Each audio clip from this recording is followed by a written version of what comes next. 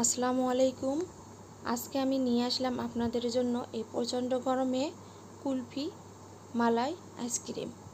খেতে অনেক মজাদার। এর জন্য আমি নিয়েছি 500 গ্রাম লিকুইড দুধ।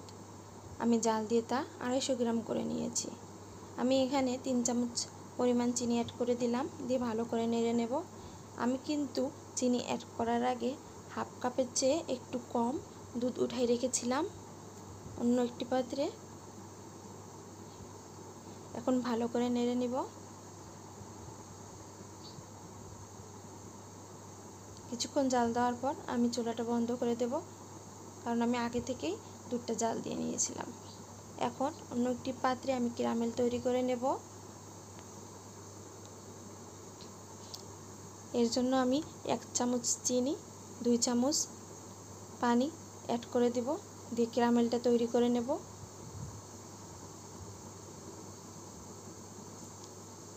ক্যারামেল তৈরি করার সময় চুলার আঁচ লোতে রেখে ঘন নাড়তে হবে।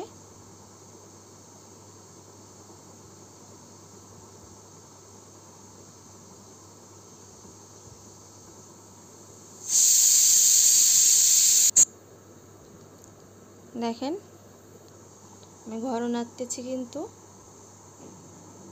এভাবে কিছুক্ষণ নেড়ে নেব। যখন পানিটুকু শুকিয়ে যাবে তখন ক্যারামেল তৈরি হয়ে যাবে।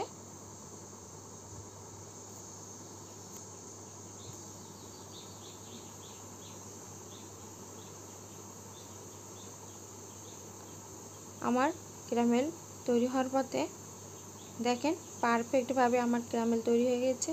এখানে আমি উঠিয়ে রাখা দুধগুলো অ্যাড করে দিলাম, দিয়ে ভালো করে নেড়ে নেব।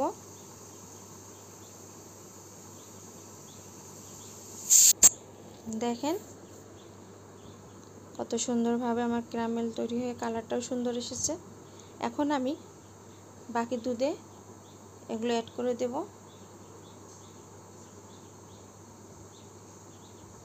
আমি এখানে অ্যাড করে দিলাম, দিয়ে ভালো করে নেড়ে নেব।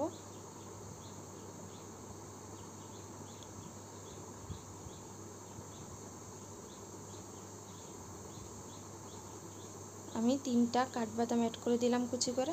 আপনারা চাইলে কাঠবাদাম স্কিপ করতে পারেন।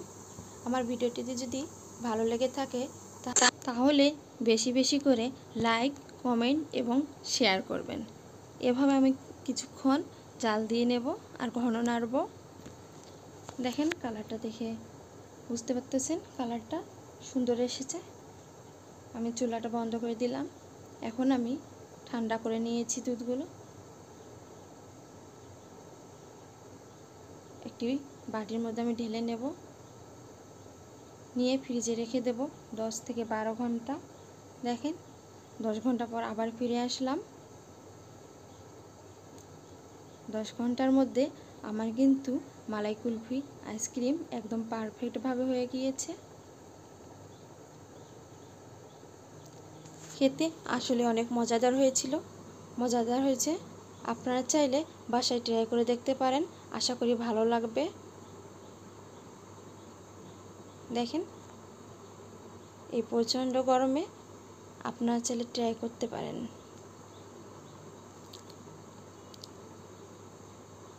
আমার ভিডিওটি ভালো লেগে থাকলে বেশি বেশি করে শেয়ার করবেন। সবাই ভালো থাকবেন, সুস্থ থাকবেন। আল্লাহ হাফেজ।